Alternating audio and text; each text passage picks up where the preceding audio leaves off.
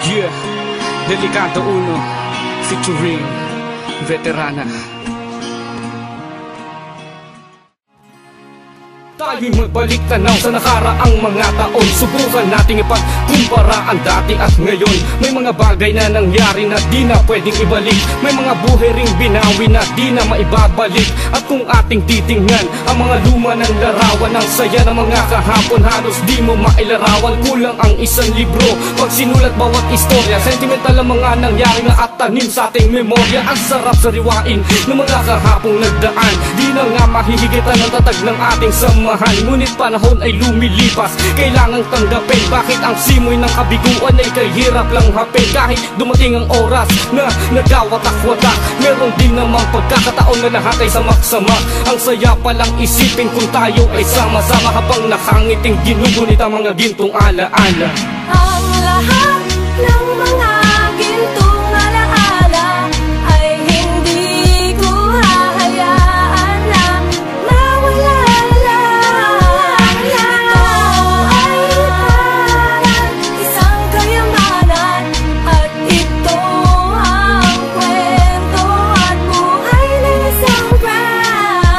Kailan lang meron na namang mga namaalam na kaibigan na hanggang sa huling hininga ay nagpamanas ng katapangan, na tumayo bilang haligi at sila'y namuno. Paano na ang mga bunga kung mawawala ang puno? Ilan lamang si OG Spoon at OG Stylo sa mga yun na hindi pa rin matanggap ng karamihan hanggang sa ngayon. Bakit hindi pa rin masagot ang ibang mga katanungan para sa mga namayapa na ang hangad lang ay katarungan? Ang lahat ay nagsiluha, lahat ay nagluksa dahil sa mga kaibigan na hindi umabot sa huling yugto o kabanata ng kanilang talang buhay. Sila'y buhay sa ating mga puso't mananatili ng habang buhay. Ang buhay sa mundong ibabaw ay sadyang ang kay dali.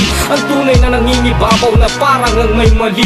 Mayroon pa rin isang bagay na hindi maipaliwanag. Kailan ba matutupad magaganap ang salitang one love? Ang lahat ng mga gintong alaala ay hindi ko hahayaan na mawala.